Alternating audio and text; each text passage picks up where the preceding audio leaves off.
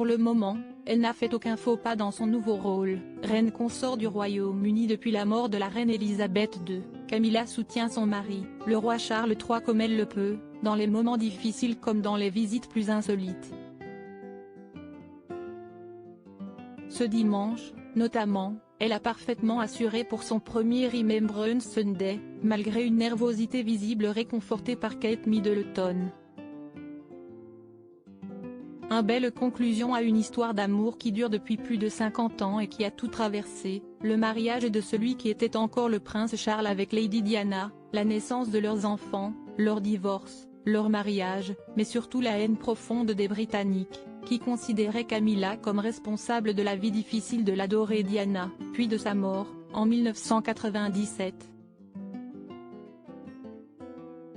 Un mouvement violent, qui avait parfois amené Camilla à recevoir des pierres, à ne plus pouvoir sortir de chez elle sans être insultée et qui devrait être abordé par le prince Harry dans ses mémoires très redoutés, au début de l'année prochaine.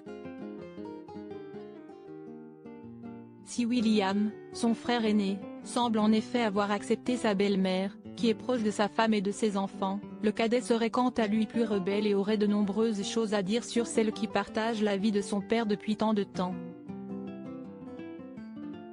Mais ce que l'on sait moins, si est qu'à un moment donné de leur vie, Camilla n'était pas la seule femme dans le cœur de Charles III.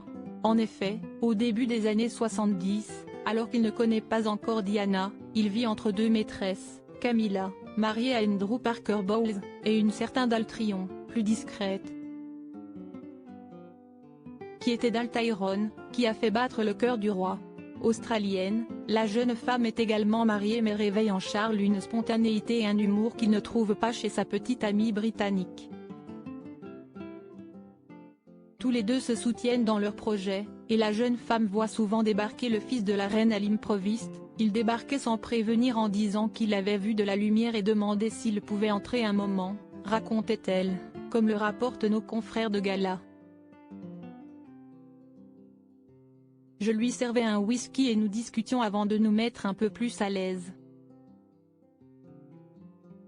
La jeune femme finira par donner son aval au mariage avec Lady Diana et deviendra même amie avec elle, contrairement à Camilla avec qui la rivalité ne fera que grandir.